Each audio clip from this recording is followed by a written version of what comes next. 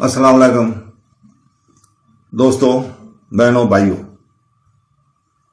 آج ہم تفسیر بیان کر رہے ہیں آیت نمبر 43 سے لے کر 49 تک سورہ البقرہ۔ تو دوستوں، نماز اور زکوٰۃ ہمیشہ اسلامی عقیدے کے اہم ترین ستونوں میں سے رہے ہیں۔ دوسرے انبیاء کی طرح بنی اسرائیل کے انبیاء نے ان پر بہت زور دیا، البتہ یہودی ان فرائض سے بہت غافل ہو چکے تھے۔ باجماعت نماز ان کے درمیان ختم ہو چکی تھی۔ در حقیقت یہودیوں کی ایک بڑی اکثریت انفرادی طور پر بھی نماز نہیں پڑھتی تھی۔ انہوں نے نہ صرف صدقہ فطر ادا کرنا چھوڑ دیا تھا، بلکہ بعض تو سود سے اپنی روزی کمانے کے لیے یہاں تک چلے گئے تھے۔ امام احمد روایت کرتے ہیں کہ ابو وائل نے کہا کہ میں اسامہ رضی اللہ تعالیٰ عنہ کے پیچھے سوار تھا تو ان سے پوچھا گیا کہ عثمان رضی اللہ کو کیوں نصیحت نہیں کرتے؟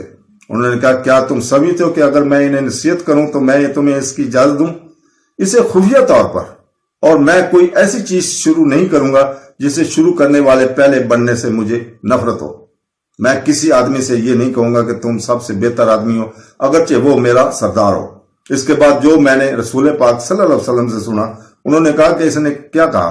آپ صلی اللہ علیہ وسلم نے فرمایا، میں نے سنا آپ فرماتے ہیں کہ قیامت کے دن ایک آدمی کو لایا جائے گا اور اسے آگ میں ڈالا جائے گا، اس کی آنتیں نکل جائیں گی اور وہ ان کے اپنے پیچھے کھینچتا ہوا چکر لگاتا رہے گا، جس طرح گدھا کھمبے کے گرد چکر لگاتا ہے۔ دوزخ والے جانیں گے کہ اس آدمی سے اور اس سے پوچھو کہ تمہیں کیا ہوا ہے؟ کیا تم ہمیں نیک کاموں کا حکم نہیں دیتے تھے اور برائی سے منع نہیں کرتے تھے؟ وہ کہے گا، ہاں میں نیکی کا حکم دیتا تھا لیکن نیکی سے باز رہتا تھا، میں تمہیں برائیوں سے منع کرتا تھا جبکہ میں خود کرتا تھا۔ تو دوستو، یعنی اگر انہیں تقوی پر قائم رہنے میں دشواری محسوس ہوتی ہے تو اس کا علاج نماز اور صبر کا سہارا لینے میں ہے۔ ان دو صفات سے وہ اپنے منتخب کردہ راستے پر چلنے کے لیے درکار قوت حاصل کریں گے۔ صبر کا لقبی معنی ہے تحمل کرنا، اپنے آپ کو باندھ کر رکھنا۔ یہ کفت ارادی، پختہ عزم اور حیوانی خواہشات پر قابو کی نشانی دہی کرتا ہے، جو انسان کو اپنی پسند کے راستے پر آگے بڑھنے کے قابل بناتا ہے۔ وہ راستہ جو اس کے دل و ضمیر کو مطمئن کرتا ہے، اندر کی ازمائشوں اور تمام رکاوٹوں کو بالکل نظردار کرتے ہوئے، اپوزیشن کے بغیر۔ اس ہدایت کا مقصد انسان کو اس خوبی کے نشوونما کرنے، نماز کے لیے اس سے بہر سے تقویت دینے کی ترغیب دینا ہے۔ اس کا مطلب ہے کہ نماز اس آدمی کے لیے ایک ناقابل برداشت بوجھ اور مصیبت ہے جو خدا کی اطاعت اور آخرت کی زندگی پر یقین نہیں رکھنا چاہتا۔ جس آدمی کو موت کے بعد اللہ تعالیٰ کے سامنے کھڑا ہونا پڑے، اس کے لیے نماز کا ادا نہ کرنا بلکہ اس کے انجام دینے سے ناقابل برداشت ہو جاتا ہے۔ یہ انسانی تاریخ کے اس دور کی طرف اشارہ کرتا ہے جو اب تمام اقوام میں سے صرف بنی اسرائیل کے پاس حق کا وہ علم تھا جو صرف خدا کی طرف سے آتا ہے۔ اس وقت انہیں دنیا کی قوموں کو راست بازی کی طرف ہدایت دینے کا کام سونپا گیا تھا۔ ان سے توقع کی جاتی تھی کہ وہ خدا کی خدمت کریں اور باقی دنیا کو بھی ایسا کرنے کی دعوت دیں۔